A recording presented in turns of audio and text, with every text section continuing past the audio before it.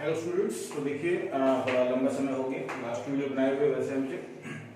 तो देखिए हमने जो लास्ट लेक्चर किया था उसमें मैंने आपको लास्ट में ये वाला क्वेश्चन 13th क्वेश्चन जो है सर्किट थ्योरी हमारी चल रही है। सर्किट थ्योरी के अंदर मैंने आपको कुछ टेक्निक बताई, कॉम्प्लिकेटेड जो हमारे पास सर्किट होते हैं उसमें हर एक ब्रांच में करंट कैसे निकालेंगे, और हर एक ब्रांच में करंट आ जाता है अगर तो हम किसी भी रेजिस्टेंस के ऊपर कितनी वोल्टेज ड्रॉप हो रही है ये निकाल सकते हैं। काफी कुछ, किसी भी दो पॉइंट के बीच का पोटेंशियल डिफरेंस निकालना है वो मैंने आपको बताया कैसे निकाल सकते हैं किसी सर्किट में। तो सर्किट थ्योरी बहुत इंपॉर्टेंट है, देखिए कंपटीशन एग्जाम के पॉइंट ऑफ व्यू से तो बहुत ही ज्यादा इंपॉर्टेंट है। ओके, ये हमारे पास लास्ट स्टेज है सर्किट थ्योरी के अंदर। लास्ट एक टिपिकल क्वेश्चन मैंने लिया है जिसमें तीन लूप बन रहे हैं, 1 2 तीन लूप बन रहे हैं। 2 लूप तक का मैं आपको बता चुका हूं। इसके अंदर देखें फिर से वही, जैसे कि मैंने आपसे बोला था, आपको मैंने करने के लिए दिया था ये क्वेश्चन कि हर एक ब्रांच के अंदर ये जो हमारे पास सर्किट है इसमें हर एक ब्रांच के अंदर कितना करंट फ्लो करेगा ये आपको कैलकुलेट करना है। क्लियर है? आइए मिलके मैं आपको देखिए बताता हूँ किस तरीके से निकाल सकते हैं, फिर हम आगे चलेंगे। चलिए, तो सबसे पहले हम देखिए क्या करेंगे। आपको जैसे कि मैंने बताया था कि एक ऐसा पॉइंट पूरे सर्किट में आप कंसीडर कर सकते हैं जहां पे आप जीरो वोल्टेज कंसीडर करेंगे।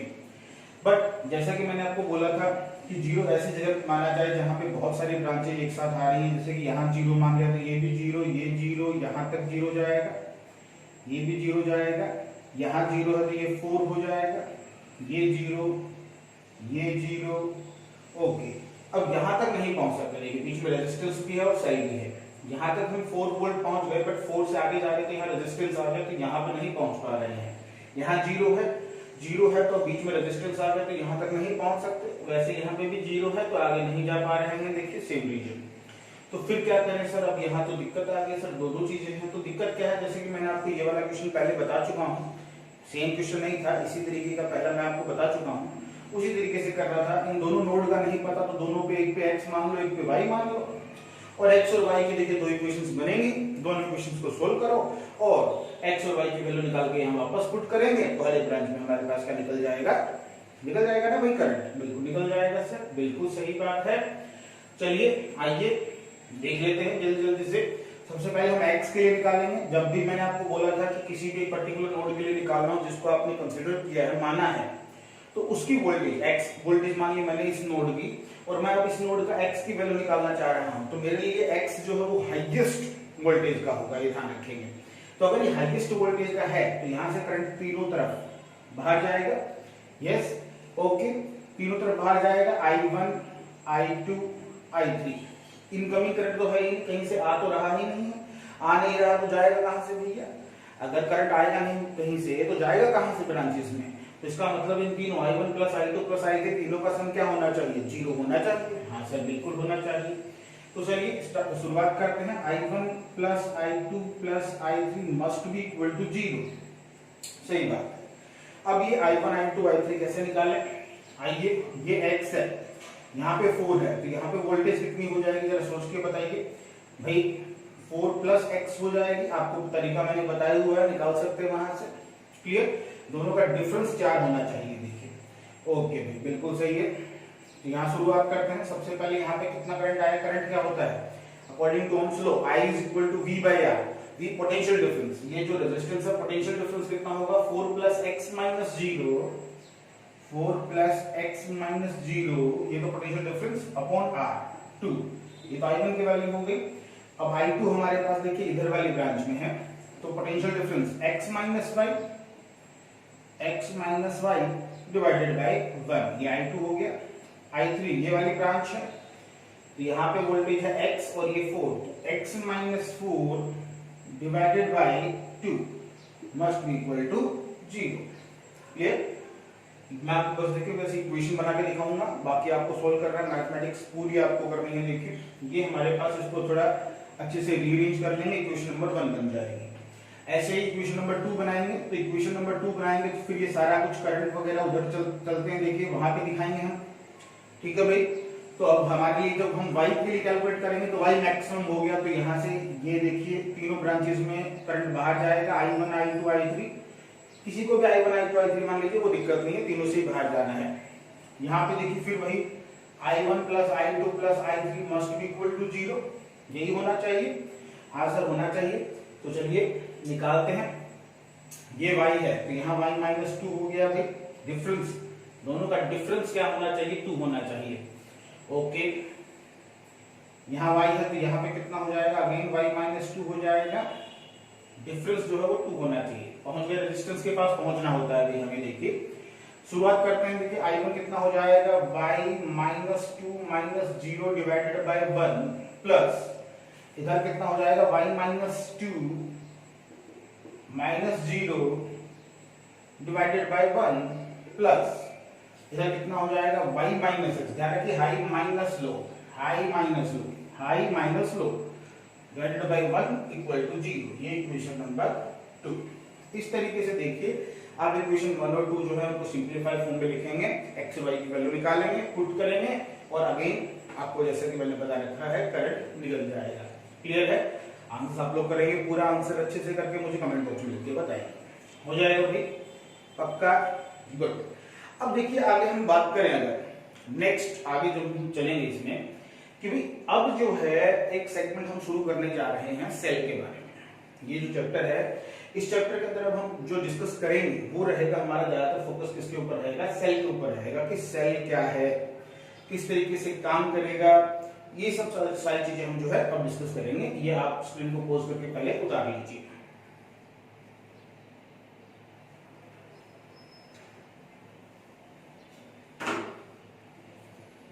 ओके डन हो गया। आइए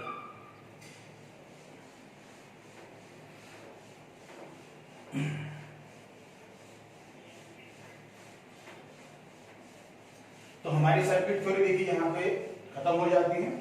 इस तरीके से आप लोग कर सकते हैं। अब हम बात करने जा रहे हैं नेक्स्ट टॉपिक जो हमारा बहुत ही ज्यादा इंपॉर्टेंट टॉपिक है, सेल। सेल देखिए बहुत ही ज्यादा इंपॉर्टेंट, बहुत अहमियत है देखिए इस टॉपिक की हमारे पास। किस तरीके से सेल, देखिए सेल के बारे में वैसे तो जनरली सबको पता होता है, लेकिन बहुत बारीक चीजें जो होती हैं, बहुत छोटी छोटी चीजें जो होती है वहां हम कंफ्यूज कर जाते हैं। समझते हैं। सबसे पहले देखिए डेफिनेशन की बात करते हैं कि सेल है क्या। तो सबसे पहले तो ध्यान रखिएगा एक सेल जो हमारे पास है वो 2 टर्मिनल डिवाइस है। 2 टर्मिनल डिवाइस। सबसे पहली बात जो आपको ध्यान रखनी है कि सेल हमारे पास क्या है, ये 2 टर्मिनल डिवाइस। ठीक है, सिंबल आपको बहुत अच्छे से अंदाजा है, याद होना भी चाहिए, बार बार आपको बताया गया है। ये सेल का सिंबल होता है, बड़े वाली लाइन पॉजिटिव को दिखाती है, हाई पोटेंशियल को दिखाती है, और छोटे वाली जो लाइन होती है वो हमारे पास किसको दिखाती है, लो पोटेंशियल को दिखाती है। जब भी देखिए आपको दिया जाता है ऐसा किसी सेल के ऊपर 10 वोल्ट, तो ये किसको दिखाता है, ये पोटेंशियल डिफरेंस को इंडिकेट करता है। ये छोटी छोटी बातें हैं जो आपको पता भी है, मैं पहले बता चुका हूं और याद भी रखनी है। ये किसको दिखाता है, 10 वोल्ट पोटेंशियल डिफरेंस को। किसके पोटेंशियल डिफरेंस को, ये जो दोनों टर्मिनल है ये हाई पोटेंशियल को दिखाता है और ये लो पोटेंशियल को दिखाता है। तो एक्चुअल में V हाई माइनस V लो जो है वो 10 वोल्ट होता है। जब भी देखिए आप देखेंगे सेल के ऊपर जो ये लिखा गया होता है 10 वोल्ट 2 वोल्ट, 10th क्लास में भी आपने देखा है, उसका मीनिंग क्या होता है कि इन दोनों टर्मिनल के बीच का पोटेंशियल डिफरेंस ये है। क्लियर है? ओके, डेफिनेशन की बात करते हैं। What is cell? Cell is a 2 terminal device. Cell is a 2 terminal device which convert chemical energy into electrical energy. ध्यान रखिएगा, सेल हमारे लिए क्या करेगा, केमिकल, या आपने केमिस्ट्री में पढ़ा होगा सेल वगैरह के बारे में, डैनियल सेल, एक्लांचे सेल, ये सब आपने पढ़ा हुआ है। ठीक है, तो केमिकल एनर्जी, कॉपर सल्फेट वगैरह की सॉल्यूशन होता है, रोड्स होती है कॉपर की, जिंक की रोड होती हैं, याद होगा आप सबको।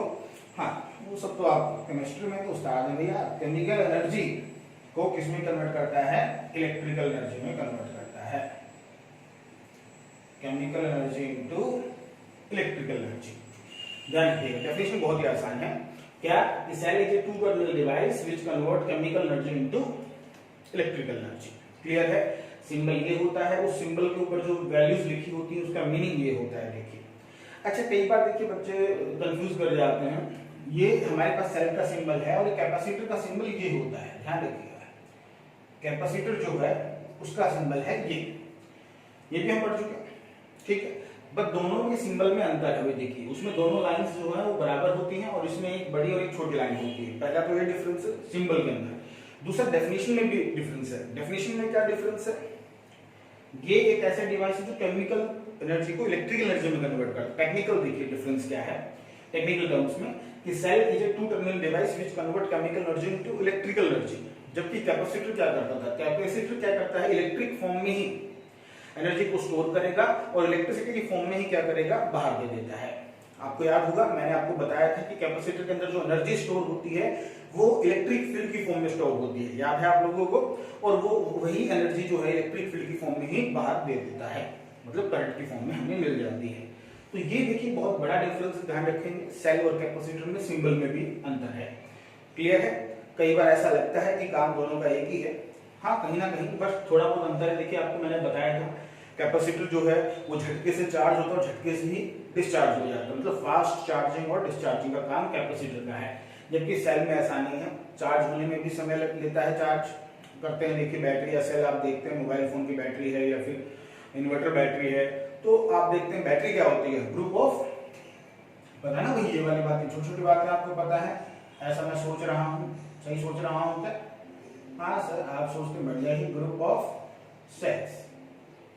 ध्यान रखिएगा बैटरी क्या होती है, ग्रुप ऑफ सेल्स। जैसे ये सिंबल जो है, ये सिंबल जो है ये एक बैटरी का है, इसका है ये बैटरी का है।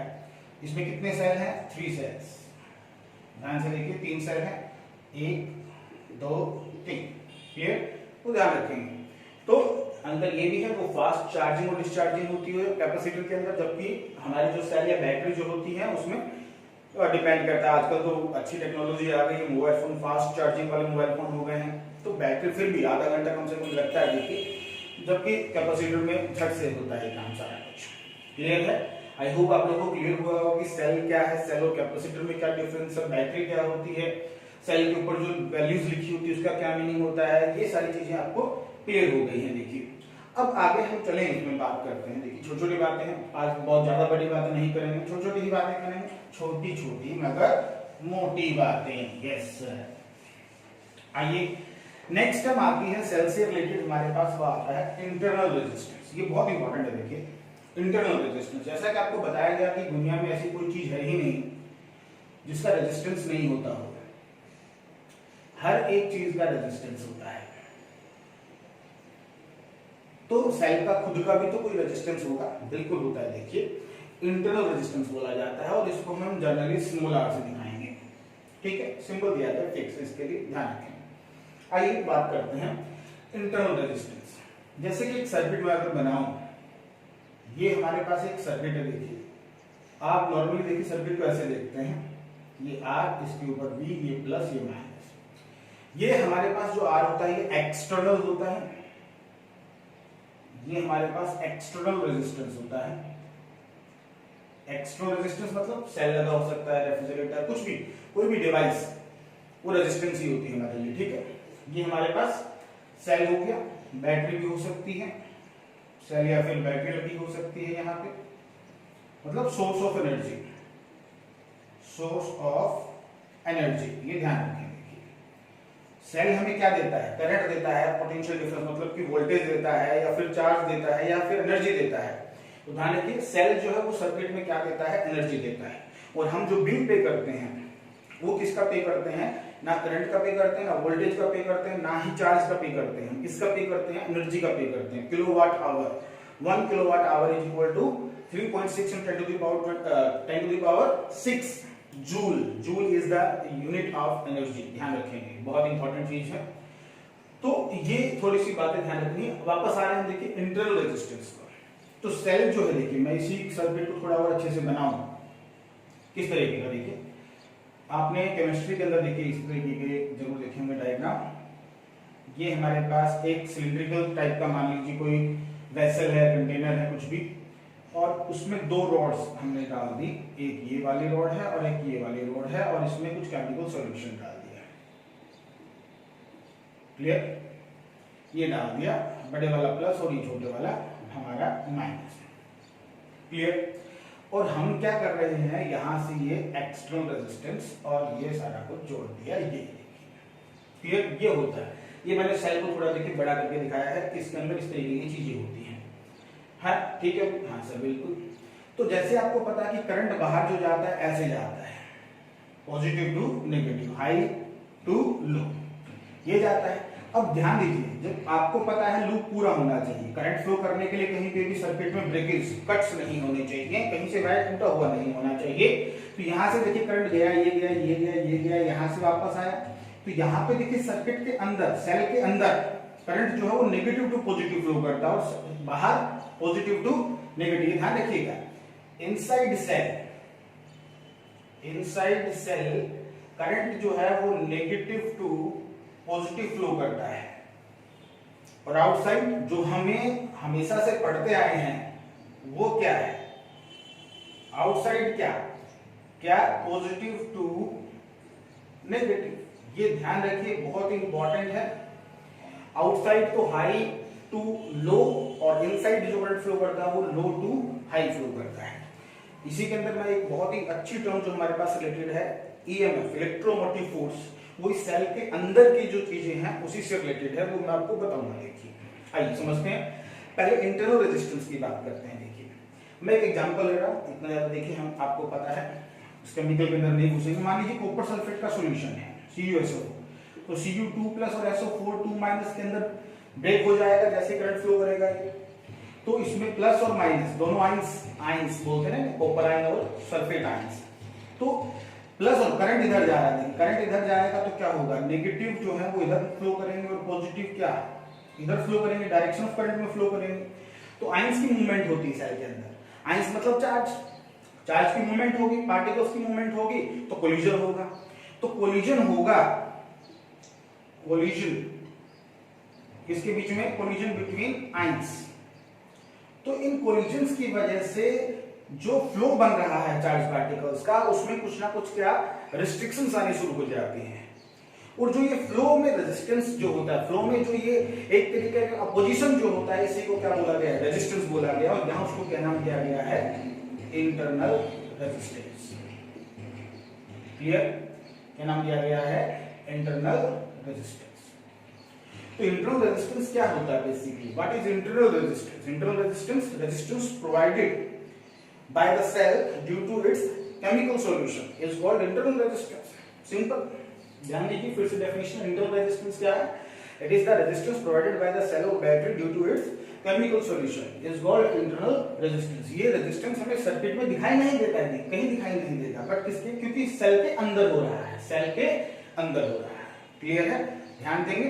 ओके, सर्किट में कैसे दिखाते हैं इसको, इसके साथ कैलकुलेशंस कैसे होंगी सर, ये सब हम चीजें अभी देखते हैं। ये क्लियर है, ओके। आइए समझते हैं, किसी सर्किट को रखते हैं क्योंकि इसकी जरूरत है हमें बहुत ज्यादा आगे। ये रहा भाई हमारे पास डेफिनेशन हो गई, इंटरनल रेजिस्टेंस किस वजह से होता है वो हमने जान लिया। ठीक है, सिंबल रेजिस्टेंस का तो सेम ही रहेगा, उसमें कुछ भी चेंज नहीं होना। अब देखिए कई बुक्स में आप देखते हैं इंटरनल रेजिस्टेंस सेल के नीचे ऐसे करके दिखा देते हैं, सेल के नीचे ऐसे बना के दिखा देते हैं, सर्किट में नहीं दिखाते हैं। बट मैं आपको देखिए सर्किट में इस तरीके से दिखाने वाला हूं इंटरनल रेजिस्टेंस। ये सेल और यहां इसके नजदीक ऐसे देखिए, मैं ये जो रेजिस्टेंस लगा होगा ये स्मॉल r, ये E, इसकी जो वोल्टेज है वो E ईएमएफ। E क्या होती है, ईएमएफ। ईएमएफ क्या होती है वो मैं बताऊंगा, टेंशन मत लीजिए। वोल्टेज है आप तो बस ये समझिए कि सेल की वोल्टेज V, ओरिजिनल वोल्टेज, और रेजिस्टेंस R। ये सर्किट में ये इंटरनल रेजिस्टेंस के साथ में सर्किट आपको ये ऐसा दिखाने वाला है। इसमें ये तो क्या होगा, इंटरनल रेजिस्टेंस होगा, इंटरनल रेजिस्टेंस होगा। जब भी देखिए इंटरनल रेजिस्टेंस सर्किट में लगा दी जाएगा तो याद रखिएगा यहाँ पे जो ये होगी इसको ईएमएफ बोलते हैं। है क्या डिफरेंस है, देखिए वोल्टेज मतलब पोटेंशियल डिफरेंस, V और E में क्या डिफरेंस है, यहाँ V लिखा जाता था, ये वाला V, इसको यहाँ क्या बोल रखा है हमने, potential difference. Potential difference, terminal potential difference word use करेंगे इसके लिए। फिक्स है देखिए TPD, टर्मिनल पोटेंशियल डिफरेंस। और जैसे मैं इंटरनल रेजिस्टेंस इसके साथ में लगा दूंगा यहाँ पे, तो यहाँ पे V, TPD ना लिख के क्या लिखते हैं, EMF, electromotive force, electromotive force. Clear? क्या अंतर है टीपीडी और इलेक्ट्रोमोटिव फोर्स में मैं आपको बताऊंगा। ध्यान रखिएगा, आगे से मैं सर्किट ऐसा नहीं बनाऊंगा इंटरनल रेजिस्टेंस के साथ। इंटरनल रेजिस्टेंस के साथ ऐसा सर्किट बनाऊंगा, सेल के नजदीक ही रखूंगा मैं रेजिस्टेंस को। और इस रेजिस्टेंस, इंटरनल रेजिस्टेंस की ज्यादा कोई बड़ी वैल्यू नहीं होती, बहुत छोटी वैल्यूज होती है, 0.1 0.001 इस तरीके की वैल्यूज होती हैं, ज्यादा हैवी नहीं होता है। देखिए क्या करता क्या है ये इंटरनल रेजिस्टेंस, सर्किट में क्या चेंज लाता है। देखिए मैं समझाता हूँ, एक प्रैक्टिकल एग्जांपल समझाता हूँ, आइए समझने की कोशिश करते हैं, आपको ईएमएफ का भी आइडिया लग जाएगा। क्लियर? ओके। मान लीजिए हम देखिए किसी दुकान पे गए, शॉप पे गए, वहां से हमने एक सेल लिया, मान लीजिए रिमोट के अंदर जो सेल डलता है हमने वो लिया, बहुत ही छोटा सेल है, 2 वोल्ट का सेल ले लिया हमने। क्लियर?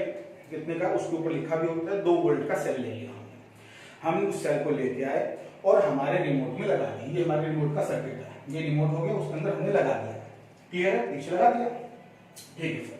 अभी 2 वोल्ट का है, ये किसका है, 2 वोल्ट का। ये हमारी थिंकिंग कहती है कि 2 वोल्ट का है, बट एक्चुअली ये नहीं, गलत है। 2 वोल्ट का उसकी ओरिजिनल, ये ईएमएफ होती है, वो क्या होती है, वो ईएमएफ होती है। ध्यान रखिएगा, ओरिजिनल वोल्टेज कि भाई 2 वोल्ट तक ये रख सकता है, अपनी एनर्जी दे सकता है, वोल्टेज है उसकी। बट जैसे सर्किट में लगाते हैं तो सर्किट के अंदर जैसे लगाओगे आप तो करंट फ्लो करेगा। यस, करंट फ्लो करेगा तो होगा क्या, कुछ ना कुछ वैल्यू, ये देखिए रेजिस्टेंस क्या करता है, एनर्जी कंज्यूम करता है। तो 2 वोल्ट क्या, वोल्ट का मतलब क्या था, याद कीजिए, वोल्ट क्या था, याद कीजिए, वोल्ट V = W/Q, जूल पर कूलम। एनर्जी होती है, एक तरीके से क्या होती है, एनर्जी होती है।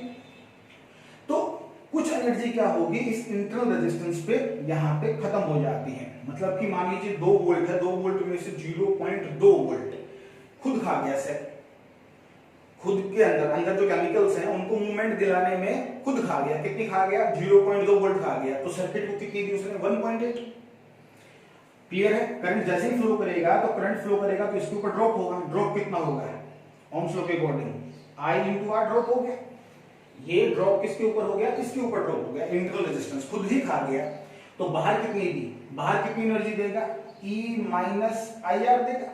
ये बाहर गई, बाहर क्या, कौन सी बाहर, ये जो V लिखा होता है, ये टीपीडी जो होता है, टीपीडी का मतलब क्या, जो एनर्जी सेल ने या बैटरी ने सर्किट को बाहर दी है, खुद के अंदर ना खा के सर्किट को, बाहरी सर्किट को दी है, उसको टीपीडी बोला गया है और इसको V से दिखा दिया गया।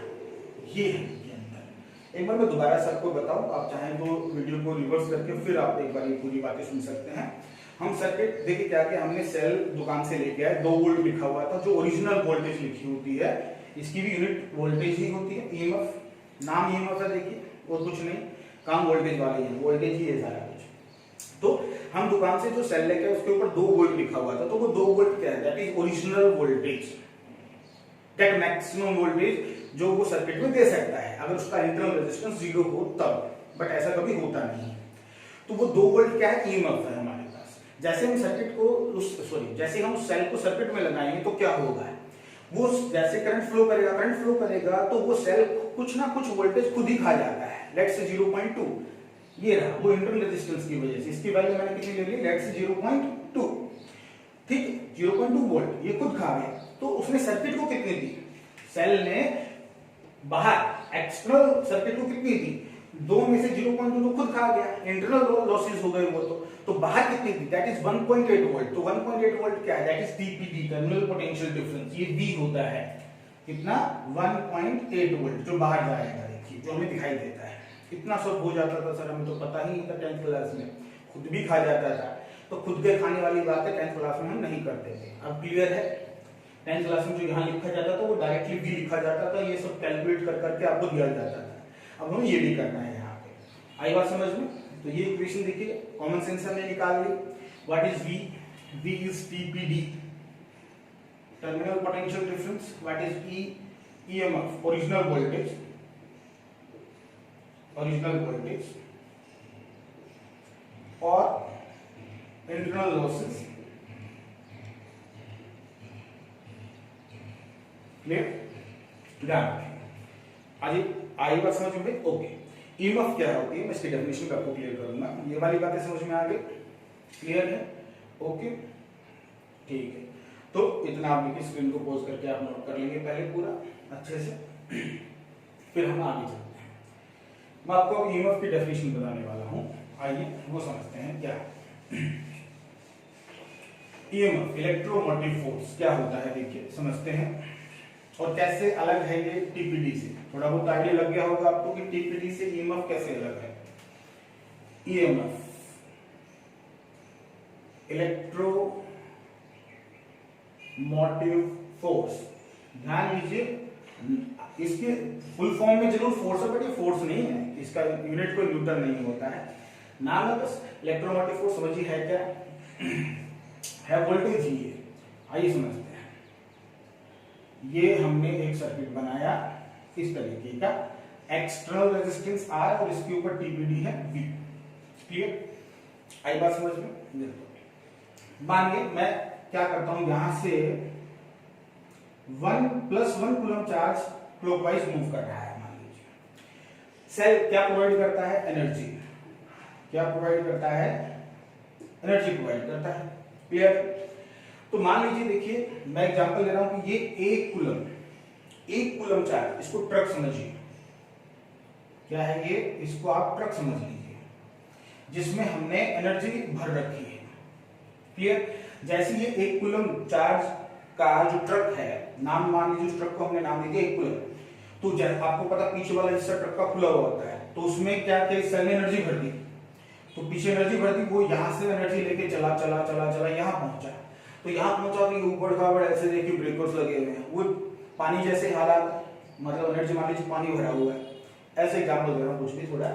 तो जैसे वो उधर चलेगा तो वो सारी की सारी एनर्जी क्या कर देगा, अपनी यहाँ पे यूज करवा देगा, खत्म हो जाएगी, मतलब कंज्यूम हो जाएगी, रेजिस्टेंस पूरी एनर्जी छीन लेगा। डाकू बैठे हैं, रेजिस्टेंस मतलब मान लो चोर है, कोई डाकू है, वो सारे को सारे उस ट्रक को लूट लेगा, तो एनर्जी को क्या कर लेगा, यहाँ पे कंज्यूम कर लेगा। अब जब यहाँ से वो ट्रक निकल रहा होगा, यहाँ पे वो ट्रक जब था तो पूरा भरा हुआ था, पर जब यहां से निकलेगा तो ये वैकेंट है, खाली है, कुछ नहीं। तो यहां से एनर्जी कंज्यूम हो गई, रेजिस्टेंस ने एनर्जी को क्या कर लिया, कंज्यूम कर लिया, क्लियर। रेजिस्टेंस उसने उस एनर्जी को खा गया। अभी खाली ट्रक है, खाली ट्रक जब आएगा तो यहाँ पे देखिए क्या करेगा, खाली ट्रक आएगा, यहाँ पहुंचा, इस ट्रक का नाम क्या है, +1 कूलम।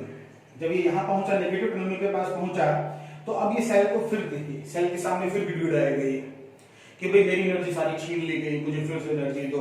तो अब क्या करेगा ये सेल क्या करता है, अब देखिए थोड़ा सा मैं और बड़ा करके इसको दिखा रहा हूं आपको। ये सेल, ये +1 कूलम चार्ज को अब यहां से, जब भी सेल एनर्जी भरता है तो यहां पहुंचा देगा, यहां पे खाली है, वैकेंट है, कोई एनर्जी नहीं है, नो एनर्जी। 1 कूलम चार्ज के पास यहाँ पे कोई एनर्जी नहीं है, इस 1 कूलम चार्ज के पास, इस नेगेटिव टर्मिनल के पास कोई भी एनर्जी नहीं, सारा कंज्यूम हो चुका है। अब क्या करेगा ये सेल, इसको 1 कूलम चार्ज को नेगेटिव टर्मिनल से पॉजिटिव टर्मिनल की तरफ लेके आएगा, तो वर्क करना पड़ेगा सेल को क्या करना पड़ेगा, वर्क। ऐसा क्यों, ध्यान दीजिए, ये भी प्लस है और ये भी प्लस है, 1 कूलम चार्ज को पॉजिटिव की तरफ लेके आना है, 1 कूलम चार्ज +1 कूलम चार्ज को पॉजिटिव की तरफ, प्लस को प्लस की तरफ लेके आना है। इसका मतलब क्या हुआ, प्लस को अगर मैं प्लस की तरफ लेके आऊंगा तो क्या अपोजिशन होगा, तो अपोजिशन होगा तो वर्क करना पड़ेगा उसके अगेंस्ट। तो यहां पे सेल वर्क करेगा, सेल और बैटरी क्या करेगी, वर्क करेगी to move +1 coulomb charge from negative to positive terminal of battery,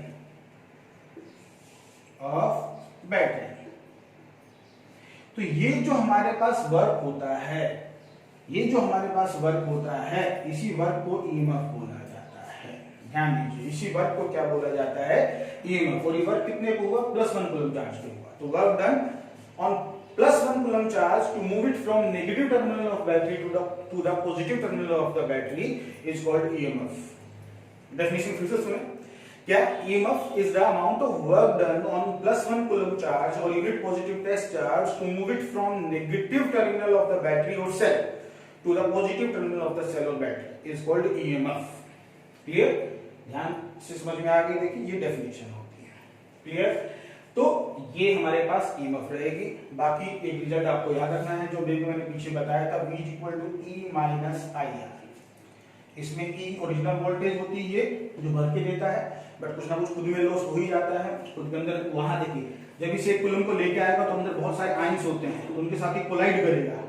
तो मान लीजिए इसने 10 जूल एनर्जी लगाई इसको खींचने में, 10 जूल एनर्जी लगाई एक कूलम को खींचने में, तो उस 10 जूल में से क्या होता है, एक दो ये कोलिजन हो रहे हैं, तो उसको छुड़ाने में, उन पार्टिकल्स को अलग हटाने में लग जाती है कुछ ना कुछ 0.2 या 0.3।